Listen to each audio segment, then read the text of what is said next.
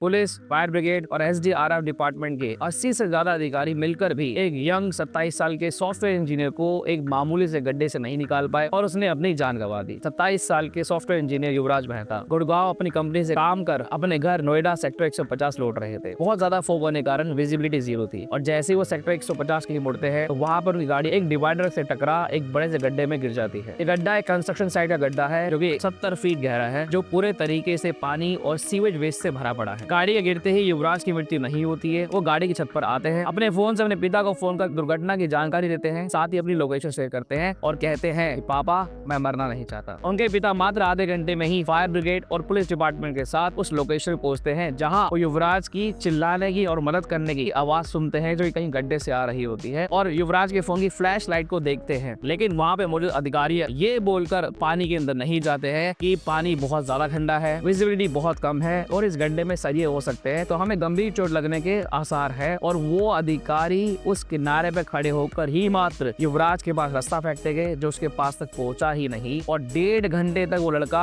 मदद की गुहार करता रहा और उसके बाद उसकी डूब के मृत्यु हो गई। 4 बजे के आसपास एक जोमेटो बॉय वहां से गुजरता है और जब वो ये सब देखता है वो इन अधिकारी को बोलता है कि अगर आप अंदर नहीं जाते हैं तो मैं रस्सी बांध के अंदर जाता हूँ। और जब ये जोमेटो बॉय अंदर गया तो ना तो उन्हें युवराज मिला ना ही उनकी कार। अब ये घटना एक बहुत ही गंभीर घटना है कि हमारे देश में लगभग सभी सरकारी डिपार्टमेंट के लगभग सभी सरकारी अधिकारी सरकारी नौकरी सिर्फ और सिर्फ नौकरी के बेनिफिट्स और उसमें होने वाली ऊपर की कमाई के लिए ही सरकारी नौकरी क्यों करते हैं।